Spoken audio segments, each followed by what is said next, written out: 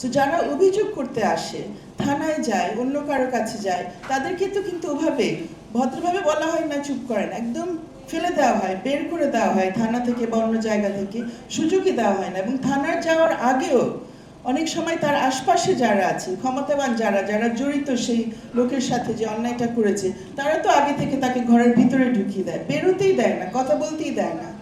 আমার মনে হচ্ছে আপনাদের কাজ, আমাদের সকলের কাজ সেই জায়গায় যে শুধু আমি না, আমার পক্ষের যারা না, আমার পরিবারের যারা না, বা আমার দলের যারা না, তাদের পক্ষে তো আমি দাঁড়াবোই, তাই না? এটা তো স্বাভাবিক।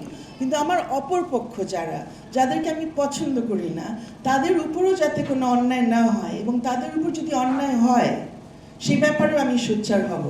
এটা খুব কঠিন আসলে, এটা মেনে নেওয়া অনেক সময় মুশকিল, কারণ আমরা দেখি যে আমরাও নানানভাবে, আমরা আমাদের পরিবারের যারা, আমাদের দলের যারা, তারা এমনভাবে হয়রানির শিকার হচ্ছে, সেটা মোকাবেলাই করাই যথেষ্ট। আমি যে অন্য কারোর প্রতি অন্যায় হচ্ছে এটা দেখতে যাবো, এটা আমার পক্ষে সম্ভব না।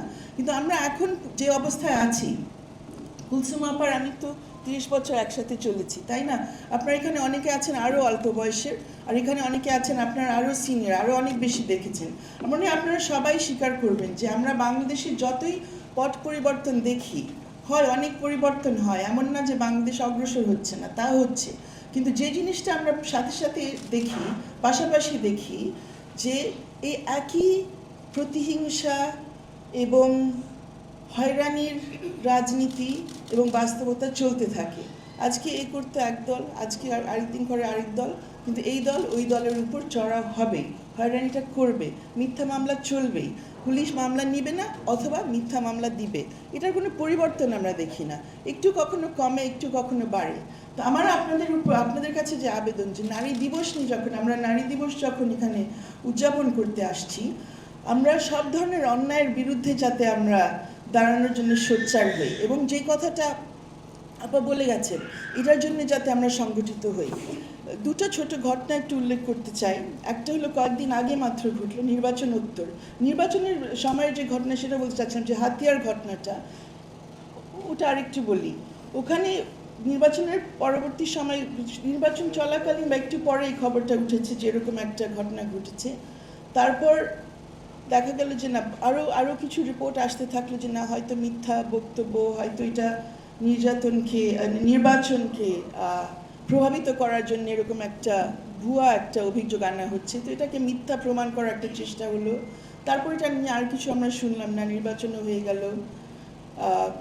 এখন আবার একটা গণমাধ্যম থেকে বেশ ভালো একটা তদন্ত করে তারা দেখাচ্ছেন যে না, এখানে রিপোর্টও হয়েছে, মেডিকেল রিপোর্টও আসছে, মেডিকেল রিপোর্ট দেওয়া হচ্ছে না, মানে মূল প্রক্রিয়াটাকে ধামাচাপা দেওয়ার এক ধরনের প্রচেষ্টা।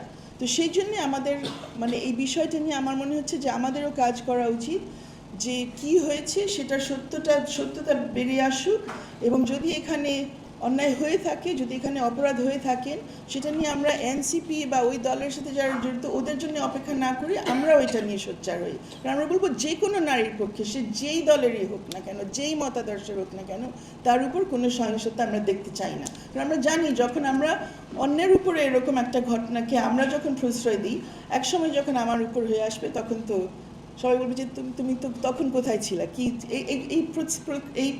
এই বাস্তবতা তো আমরা নিজেই দেখেছি, তাই না? গত 1.5 বছর ধরে দেখেছি, তার আগেও দেখেছি। আমার মনে হচ্ছে এই জায়গাটাতে আমাদের নিজেদেরকে খুবই স্পষ্ট একটা অবস্থানে নিয়ে আসা উচিত।